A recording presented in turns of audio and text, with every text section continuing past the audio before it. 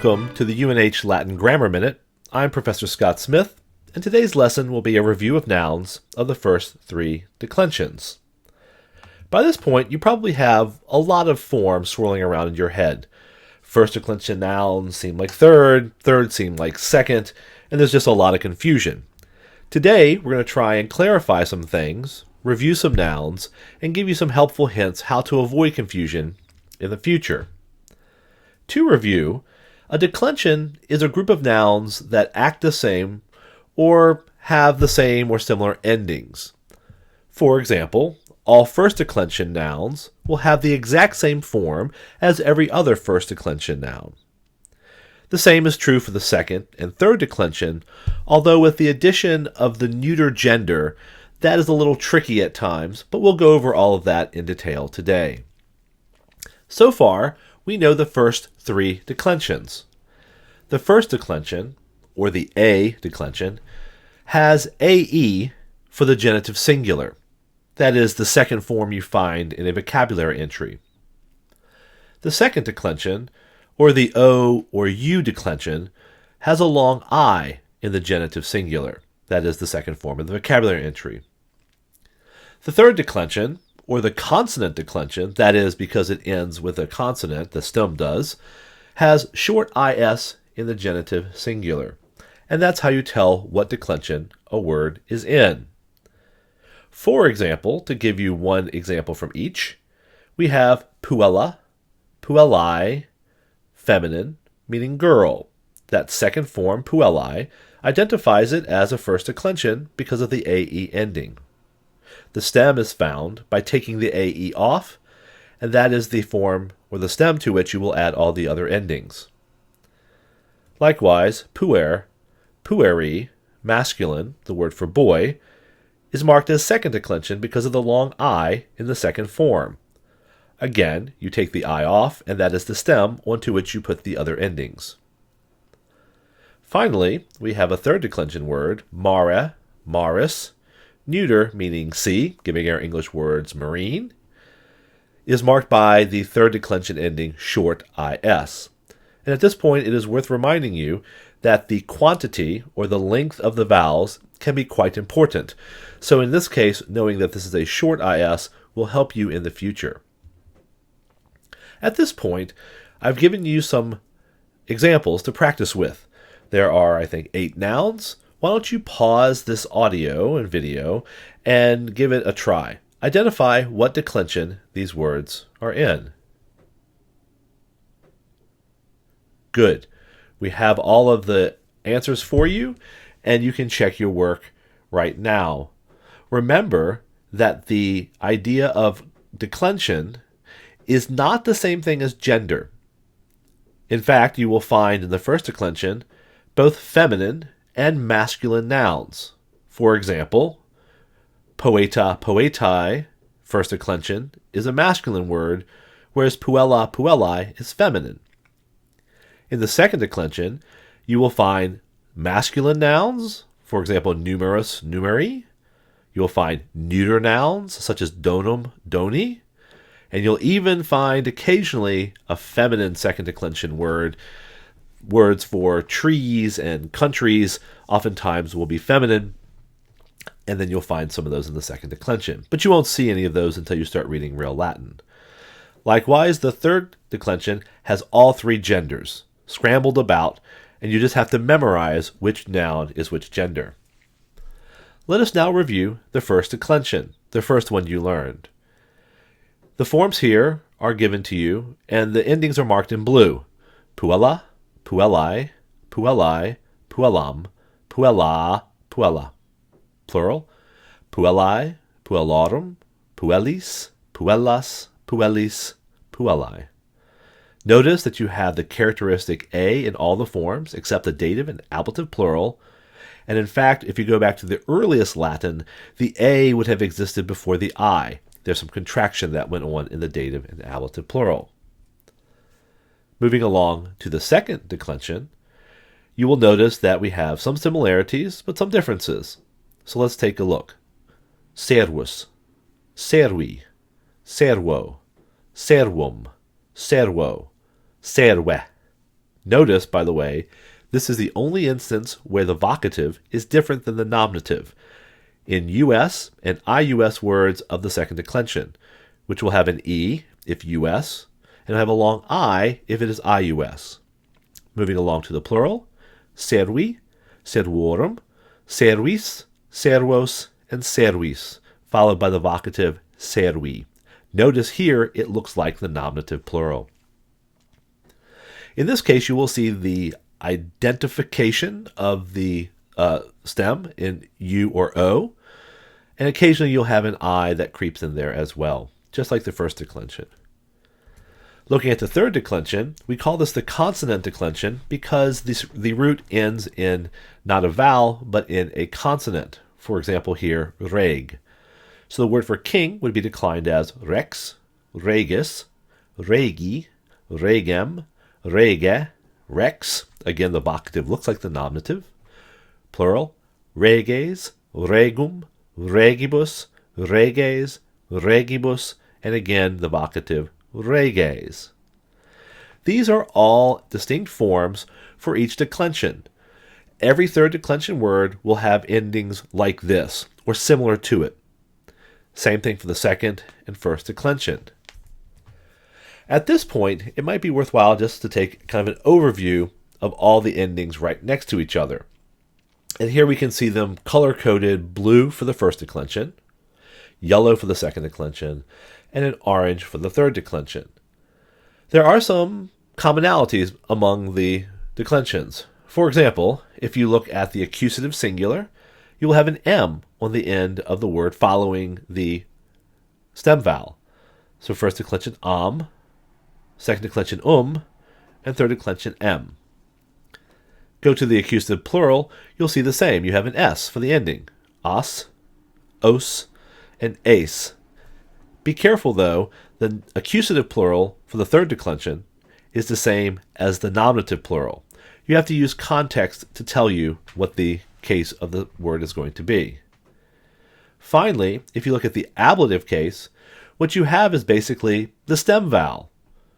Long A for the first declension, long O for the second declension, and we have a short E, which is typical of consonant declensions. So basically what you have here is just a stem with a long mark, except for the third declension, which has a short E.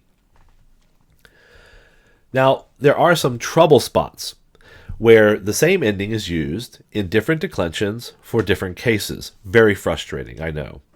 Let's take a look at the UM ending that sometimes can be confusing. If the word that you're looking at is second declension, it is going to be accusative singular. If, however, you're looking at a third declension word, the UM ending is the genitive plural. So for example, if you had amicum, a second declension word, it would be the accusative for friend. If you had regum, a third declension word, it would mean of the kings. Another problem that you might find is the UM ending in the genitive plural of the first and second declensions. Look at that carefully, the a or aurum or aurum.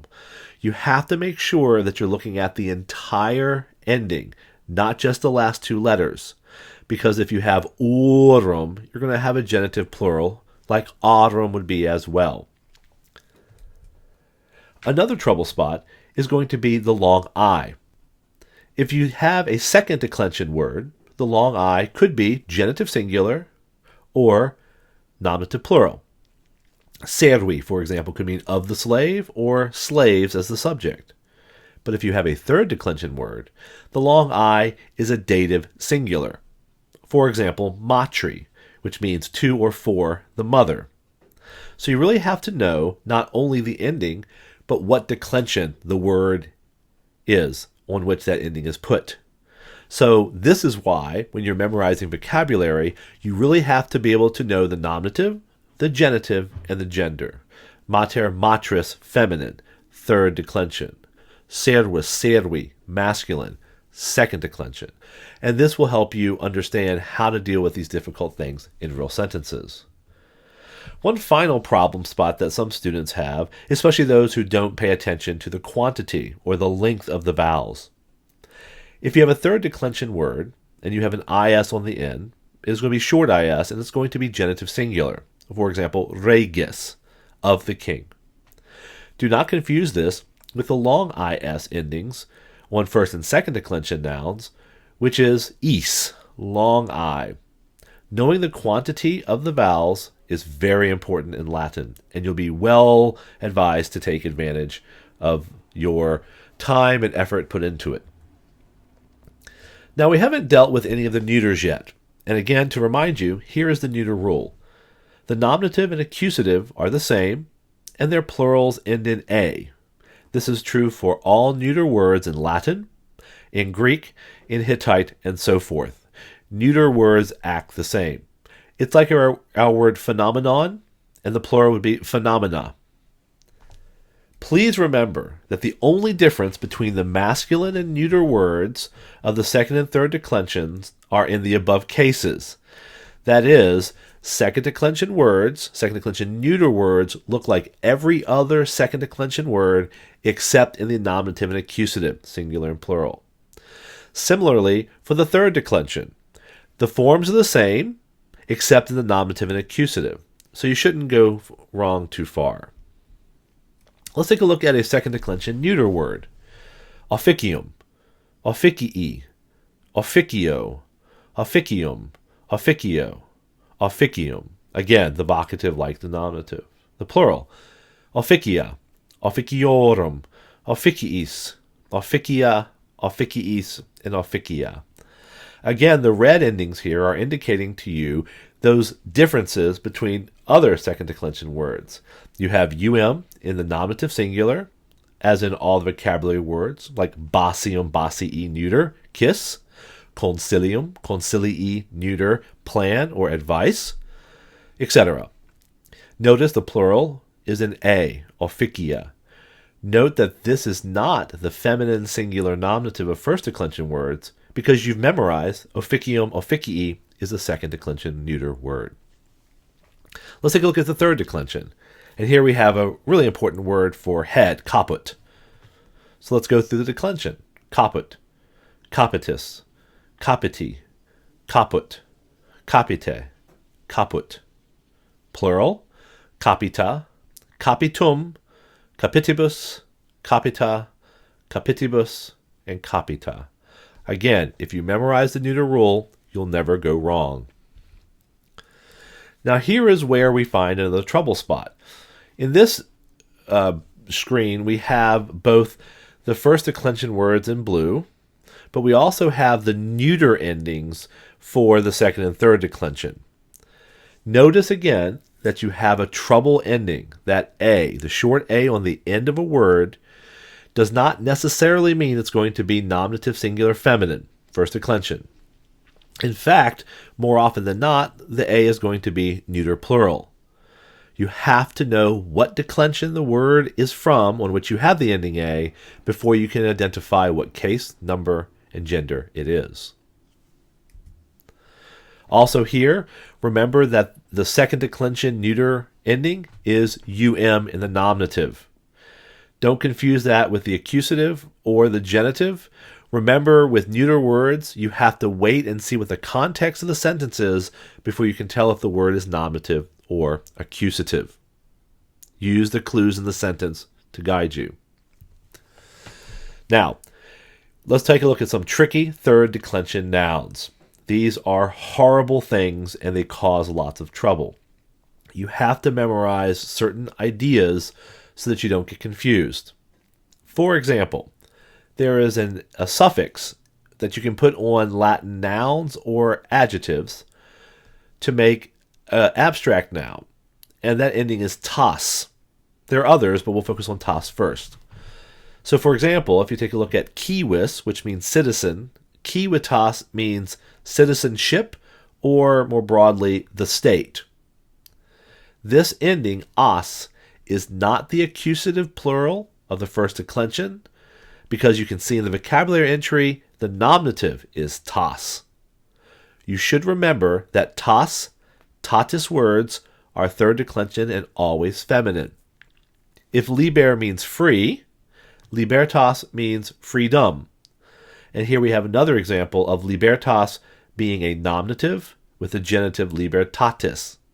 Get used to this pattern and you won't go far wrong. Let's take a look at another one. We have a long US. Virtus, virtutis. That US, notice it has a long mark.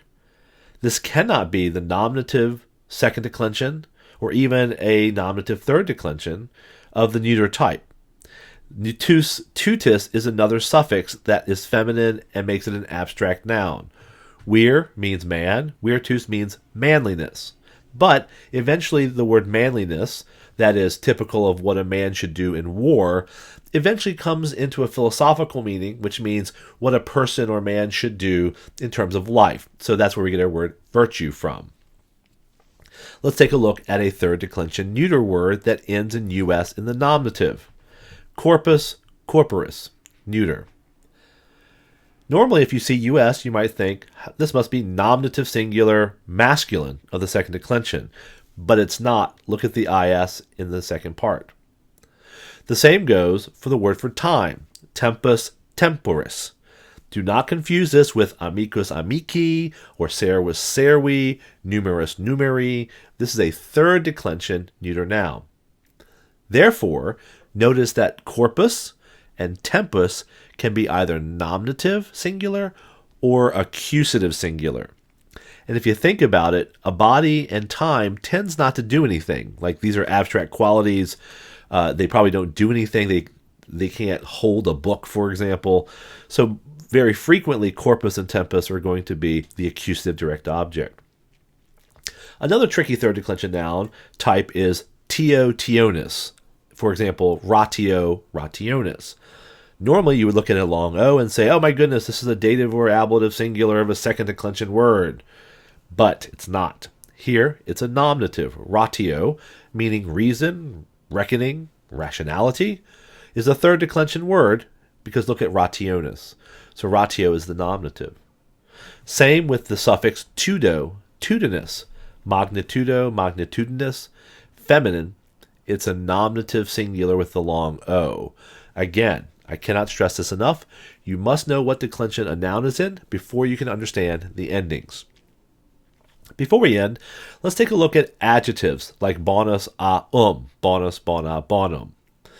For those of you who have the textbook Wheelock, this is chapter 4, and it never hurts to review.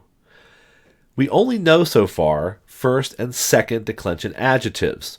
Notice that the endings us, a, remind you of second declension masculine, first declension, and second declension neuter words in the endings, us, a, A word like this, bonus, bona, bonum, magnus, magna, magnum, malus, mala, malum, liber, libera, liberum, pulcher, pulcra, pulcrum, these will never, ever, in a million years, have third declension endings. They just don't take them. They're not third declension. Notice that some words, as I just gave you, are not us a but are er a like liber, free, pulcher, beautiful, wester, your, etc. These only differ with the other forms in the nominative singular masculine. Let's have a little bit of practice identifying the case, number, and gender of nouns, and then trying to change magnus or the other adjectives to agree with them in case, number, and gender. So why don't you pause the video right now and then come back after you've finished. Good. Notice that poetom is a first declension masculine word, and it's in the accusative case, singular.